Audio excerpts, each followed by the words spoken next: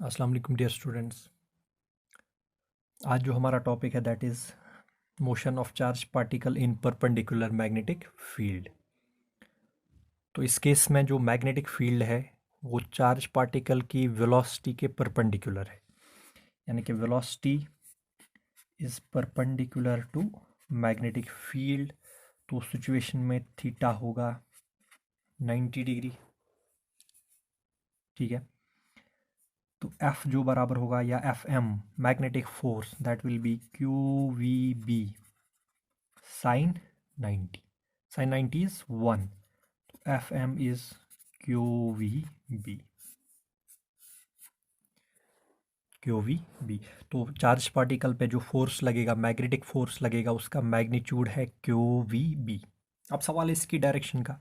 तो डायरेक्शन हम कैसे निकालते हैं? F M is equal to, उसके लिए हम वेक्टर वाली फॉर्म लेंगे, Q into V cross B. हमने पिछले लेक्चर में देखा मैग्नेटिक फोर्स की डायरेक्शन कौन बताता है? V cross B. तो ये हमारे पास मैग्नेटिक फील्ड है। मैग्नेटिक फील्ड हमने लिया है क्रॉस फॉर्म में। क्रॉस फॉर्म का मतलब हुआ this magnetic field is directed inwards. ये पेज के अंदर है, परपेंडिकुलर इनवर्ड्स, ठीक है। तो इसमें एक चार्ज पार्टिकल है, मान लो वो ऊपर की तरफ जा रहा है। This is the velocity of charge particle. The charge particle is going upwards with a velocity v, ठीक है।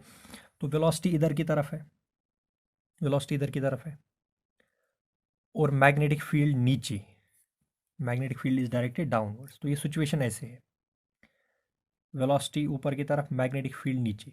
तो आपको क्या निकालना है? v क्रॉस b, ठीक है। तो आपको राइट हैंड रखना है v पे, राइट हैंड v पे रखना है और जाना है b की तरफ। फिंगर्स को कर्ल करना है ऐसे, ये राइट हैंड रखा v पे और जाना है इधर। तो थंब जाएगा, अगर हम ऐसे घूमेंगे तो थंब जाएगा लेफ्ट वर्ड्स। इसको देख भी सकते हैं, ये v है वेलोसिटी की direction. Magnetic field is inwards, magnetic field is inwards, ठीक है। तो राइट हैंड को आपने ऐसे रखना है, फिंगर्स को कर्ल करना है नीचे की तरफ, ऐसे नीचे की तरफ। तो थंब जाएगा लेफ्ट वर्ड्स, नीचे की तरफ इसीलिए कर्ल करना है क्योंकि मैग्नेटिक फील्ड इज इनवर्ड्स। फिर से हम रिपीट करेंगे इसको। वेलोसिटी ऐसे है, वेलोसिटी ऐसे, राइट हैंड लाइक दिस, और magnetic field is directed inwards. तो फिंगर्स को कर्ल करना है नीचे, अंदर की तरफ, पेज के अंदर। तो जो थंब होगा वो इधर की तरफ होगा, v क्रॉस b। तो थंब होगा that will be in leftward direction. तो ये चार्ज पार्टिकल इधर जाएगा ऐसे, ठीक है। अब यहाँ पे जो इसकी वेलोसिटी है वो ऐसे है, यहाँ पे इसकी वेलोसिटी ऐसे है, ठीक है। तो फिर से राइट हैंड रखा वेलोसिटी पे और इनवर्ड्स, फिंगर्स को कर्ल करना है पेपर के अंदर। तो थंब जा रहा है अब इधर की तरफ, तो इस पे फोर्स लगेगा ऐसे। तो कहने का मतलब ये है, कहने का मतलब ये है कि जो चार्ज पार्टिकल है जब ये परपेंडिकुलर मैग्नेटिक फील्ड में चलने लगेगा तो बिकॉज ऑफ मैग्नेटिक फोर्स ये किस पाथ पे चलेगा? सर्कुलर पाथ पे। और डायरेक्शन को आप याद रख सकते हो with the help of v cross b। Right hand रखना है वेलोसिटी पे और फिंगर्स को कर्ल करना है towards magnetic field b। The direction of thumb will give the direction of magnetic force. तो इस वजह से जो पाथ यहाँ पे होगी वो सर्कुलर होगी। तो पाथ इज सर्कुलर। तो ये भी आपको पता होना चाहिए, 11th क्लास में हमने पढ़ा है, जब भी कोई चीज़ सर्कुलर पाथ पे चलती है उसको चाहिए centripetal force. Centripetal force is required, ठीक है।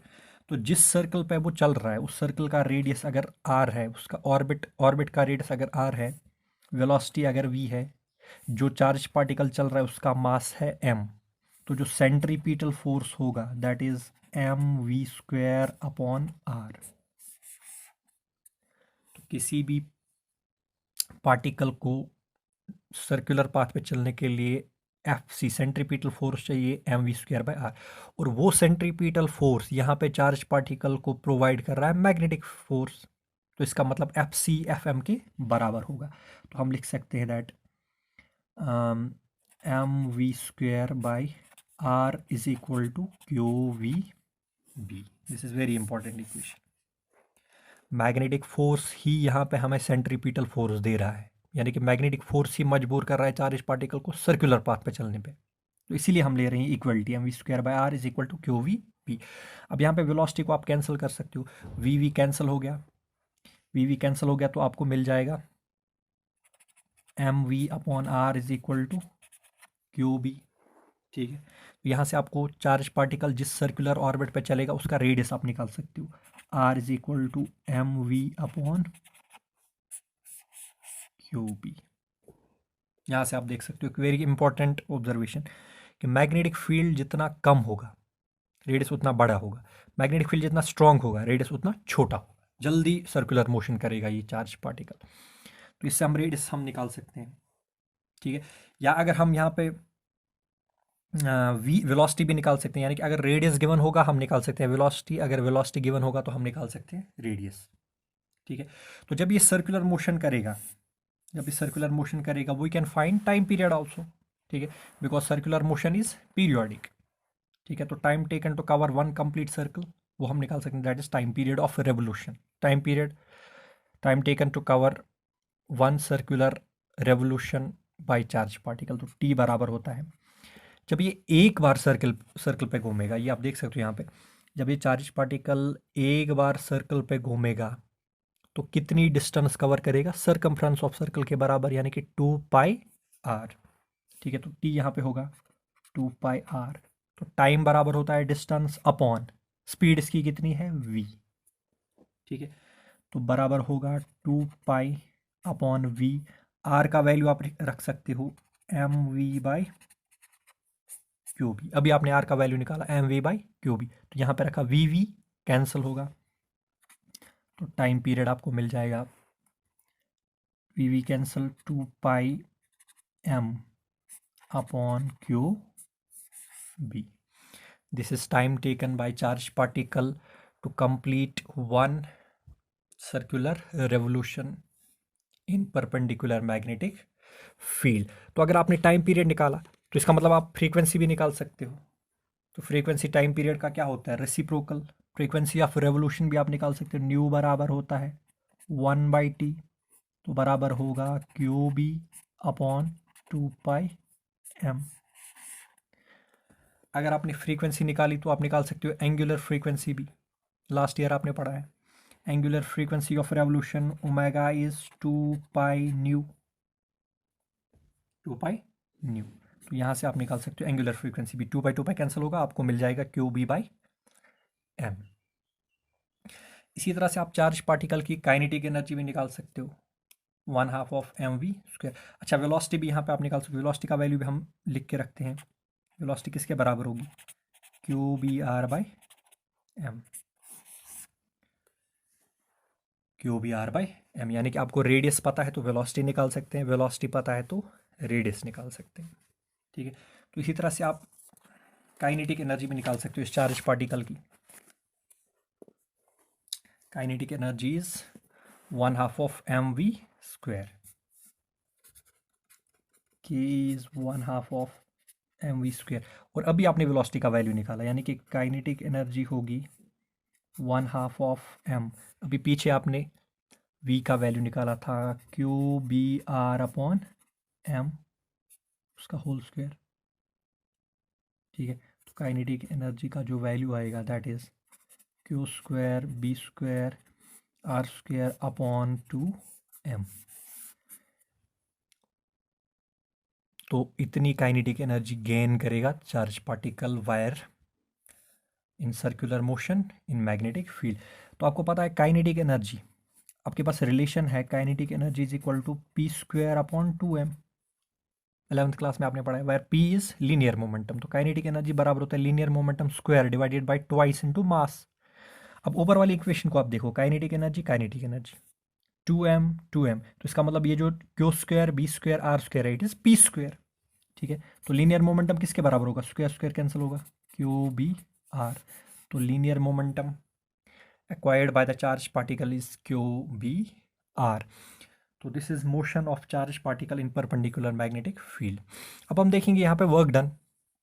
आपको पता है work done is product of work done is product of force and displacement, ठीक है। लेकिन जो अभी आपने देखा, जब ये सर्कुलर मोशन पे चलेगा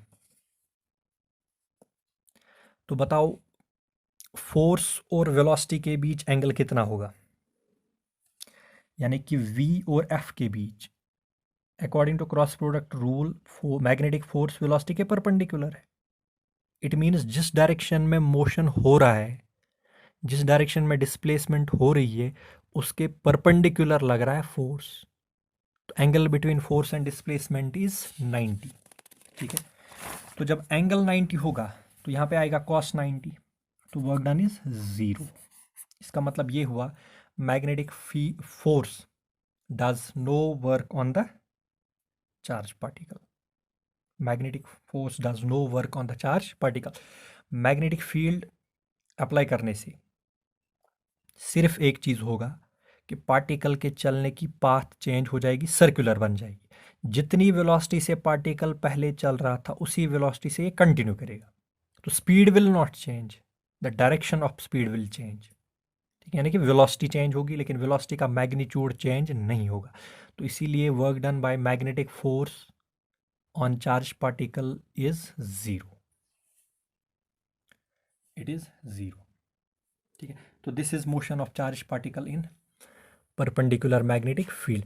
अब इस कॉन्सेप्ट के ऊपर, जिस वेरी इंपॉर्टेंट कॉन्सेप्ट के ऊपर एक मशीन बेस्ड है, that is cyclotron, that is called as cyclotron. तो आपने यही बात याद रखनी, जैसे हमने पिछले लेक्चर में देखा, जब एक charge particle perpendicular electric field में चलता है तो पैराबोलिक पाथ लेता है। जब एक charge particle perpendicular magnetic field में चलता है तो सर्कुलर पाथ लेता है। This you have to understand. तो जब एक charge particle perpendicular magnetic field में चलता है तो सर्कुलर पाथ लेगा। इसी कॉन्सेप्ट के ऊपर, इसी प्रिंसिपल के ऊपर हमारे पास एक मशीन डिज़ाइन की गई है। That device is called as cyclotron. तो ये एक रफ डायग्राम है साइक्लोट्रॉन की। साइक्लोट्रॉन क्या होता है? साइक्लोट्रॉन एक ऐसा डिवाइस होता है, एक ऐसी मशीन होती है जिससे हम चार्ज पार्टिकल को एक्सेलरेट कर सकते हैं to high kinetic energies, very high kinetic energies. जैसे आप देख सकते हो, हमें कोई न्यूक्लियर रिएक्शन करवानी है तो उसके लिए हमें चाहिए प्रोजेक्टाइल चाहिए, यानी कि कोई ऐसा चार्ज पार्टिकल चाहिए जिससे हम दूसरे किसी न्यूक्लियस को या किसी टारगेट को हिट कर सकते हैं। तो we need charge particle accelerators. तो वन एक्सेलरेटर इज साइक्लोट्रॉन। तो साइक्लोट्रॉन एक ऐसा डिवाइस है use to accelerate charge particles, ठीक है। जैसे आयॉन्स हमारे पास, या प्रोटॉन अगर होगा, या अल्फा पार्टिकल होगा, या ड्यूट्रॉन होगा, या कोई भी आयॉन होगा, उनको हम एक्सेलरेट कर सकते हैं with the help of cyclotron. Concept वही इसमें यूज होगा। तो इसका जो प्रिंसिपल है वो यही है कि जब भी हम चार्ज पार्टिकल को मोशन करवाते हैं, या जब भी चार्ज पार्टिकल मोशन करता है इन परपेंडिकुलर मैग्नेटिक फील्ड, तो बताओ कैसी पाथ लेता है? सर्कुलर। तो इसका जो प्रिंसिपल है हम यहाँ पे अंडरलाइन करते हैं। When a charge particle moves in perpendicular magnetic field, when a charged particle moves in perpendicular magnetic field, it takes circular path. जब charge particle perpendicular magnetic field में चलता है तो सर्कुलर पाथ लेता है, and its kinetic energy goes on increasing. इसकी kinetic energy बढ़ती जाएगी बाय ऑसिलेटिंग इलेक्ट्रिक फील्ड। तो प्रिंसिपल को आपने ध्यान से समझना है कि when a charge particle moves in perpendicular magnetic field, तो कैसी पाथ चलेगा? सर्कुलर पाथ पे चलेगा। और इसकी काइनेटिक एनर्जी साइक्लोट्रॉन में बढ़ाई जाती है किसकी हेल्प से? With help of oscillating electric field. तो कहने का मतलब ये यहाँ पे इलेक्ट्रिक फील्ड भी यूज होता है और मैग्नेटिक फील्ड भी। इलेक्ट्रिक फील्ड का यूज है कि चार्ज पार्टिकल की वेलोसिटी को बढ़ाना, और मैग्नेटिक फील्ड का यूज़ है कि चार्ज पार्टिकल को सर्कुलर पाथ पे चलाना, ठीक है। तो this is principle of cyclotron. अब इसकी कंस्ट्रक्शन में क्या क्या क्या आता है, तो आपको मैग्नेटिक फील्ड चाहिए, तो magnetic field is produced by strong magnetic poles, north pole and south pole. और ये मैग्नेटिक फील्ड ऐसे है, या डाउनवर्ड्स आप ले सकते हैं। मैग्नेटिक फील्ड ऐसे यहाँ से यहाँ डाउनवर्ड्स, जो एरो दिखाया गया है, दिस मैग्नेटिक फील्ड, ठीक है। अब इसके दो जो पोल्स हैं, north pole and south pole, उनके बीच में हमने रखा है एक मेटल चैम्बर, मेटल चैम्बर्स रखे हैं in the form of D shape, D shaped metal chambers हैं। एक का नाम है D1, दूसरे का नाम है D2। आप देख सकते हो D1 D2, these are metallic chambers. और ये अंदर से खाली होते हैं, हॉलो, इवैक्यूएट, इनके अंदर वैक्यूम होता है, हवा भी नहीं होती है, ठीक है। तो this is one metal chamber D shape, this is another metal chamber D shape.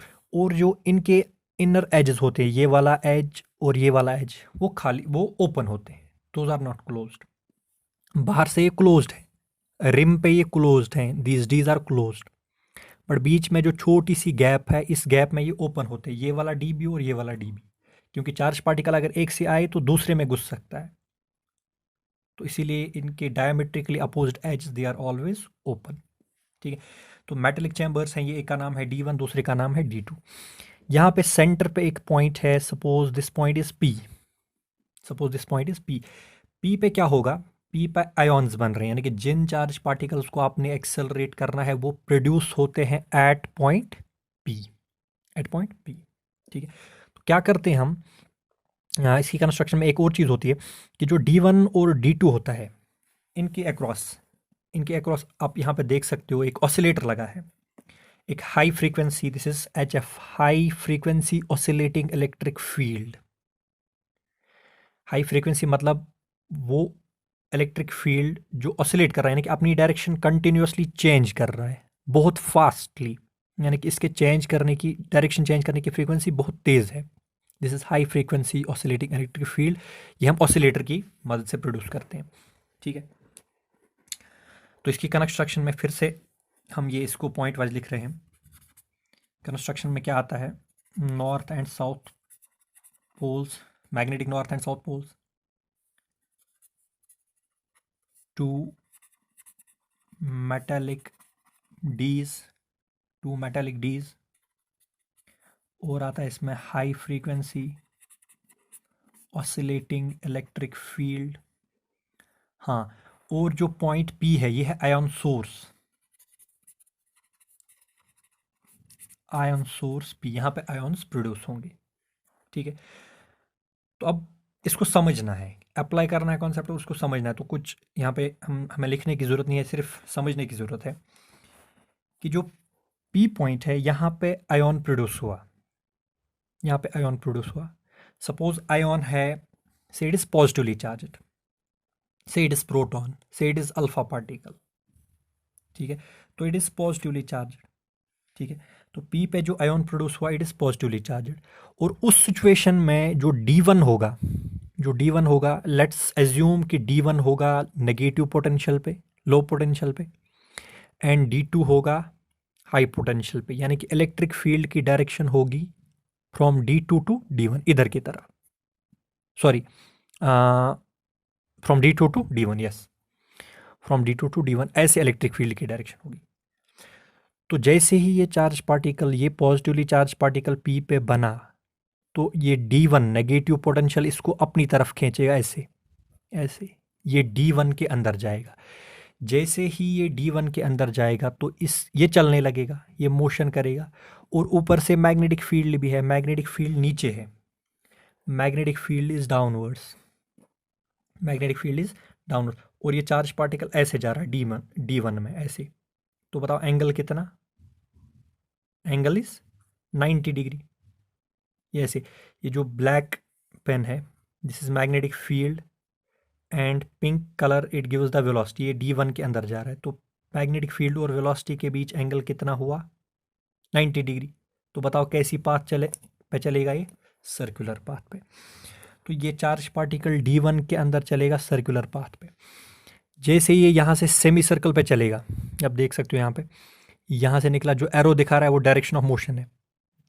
ये यहाँ से गया यहाँ तक, यहाँ तक। जैसे ये D1 से बाहर निकलेगा, जैसे ये गैप में आएगा यहाँ पे, जब ये आएगा तो इलेक्ट्रिक फील्ड अपनी डायरेक्शन रिवर्स करता है। ऑसिलेटर लगा है यहाँ पे, ये इलेक्ट्रिक फील्ड की डायरेक्शन रिवर्स करेगा। अब D2 बनेगा नेगेटिव पोटेंशियल पे, और D1 रहेगा पॉजिटिव पोटेंशियल पे। तो ये जो चार्ज पार्टिकल यहाँ से निकला, ये इसके अंदर जाएगा, D2 के अंदर। D2 के अंदर अगर जाएगा तो इसको इलेक्ट्रिकल फोर्स लगेगा, इसको इलेक्ट्रिकल फोर्स लगेगा तो इसकी वेलोसिटी और रेडियस पहले से ज़्यादा होगा। ये एक पॉइंट इंपॉर्टेंट है यहाँ कि जब ये गैप में आया, इलेक्ट्रिक फील्ड ने अपनी डायरेक्शन रिवर्स की, इसको खींचा अपनी तरफ, D2 की तरफ, तो इस पर फोर्स लग रहा है। इस पर फोर्स लगेगा तो इसकी वेलोसिटी बढ़ जाएगी और इसका रेडियस भी बढ़ जाएगा। ठीक है, तो फिर ये D2 के अंदर सर्कुलर सेमी सर्कुलर पाथ पे चलेगा। ऐसे ही ये आ जाएगा इन द गैप, फिर से यहाँ पे, यहाँ पे फिर से इसको इलेक्ट्रिक फील्ड इधर की तरफ धक्का देगा, D1 की तरफ, with greater velocity and greater radius. तो ये कंटिन्यूसली हो रहा है। तो यहाँ पे ये देखना है कि इलेक्ट्रिक फील्ड चार्ज पार्टिकल की वेलोसिटी को बढ़ा रहा है और रेडियस को बढ़ा रहा है, और मैग्नेटिक फील्ड चार्ज पार्टिकल को चला रहा है सर्कुलर पाथ पे। तो ये कंटिन्यूसली हो रहा है, कंटिन्यूसली हो रहा है, टिल जब तक सफिशेंट काइनेटिक एनर्जी गेन करता है, यानी कि जितनी काइनेटिक एनर्जी हमें चाहिए, ये मेगा इलेक्ट्रॉन वोल्ट्स में होती है जनरली, जितनी ये चाहिए, तो उतनी जब ये चार्ज पार्टिकल एक्वायर करता है तो इसको हम बाहर निकालते हैं थ्रू दिस एग्जिट या थ्रू विंडो। यहाँ पे एक ओपनिंग है, इस ओपनिंग से हम इस चार्ज पार्टिकल को बाहर निकाल सकते हैं और ये हिट कर सकता है टारगेट को, जहाँ जो इसका काम होगा वो ये कर सकता है। तो this is how a charge particle is accelerated in cyclotron. तो यहाँ पे फिर से ये बात इंपॉर्टेंट समझने वाली है कि इलेक्ट्रिक फील्ड का काम है चार्ज पार्टिकल का रेडियस बढ़ाना और चार्ज पार्टिकल की वेलोसिटी बढ़ाना। मैग्नेटिक फील्ड का काम होता है to make the charge particle move over circular path. ठीक है, अब इसकी थोड़ी सी जो थ्योरी होगी वो हम नेक्स्ट लेक्चर में देखेंगे, और जो इसकी लिमिटेशंस हैं, जैसे हम इलेक्ट्रॉन को एक्सेलरेट नहीं कर सकते साइक्लोट्रॉन से। ठीक है, तो वो हम देखेंगे नेक्स्ट लेक्चर में। Okay, thank you.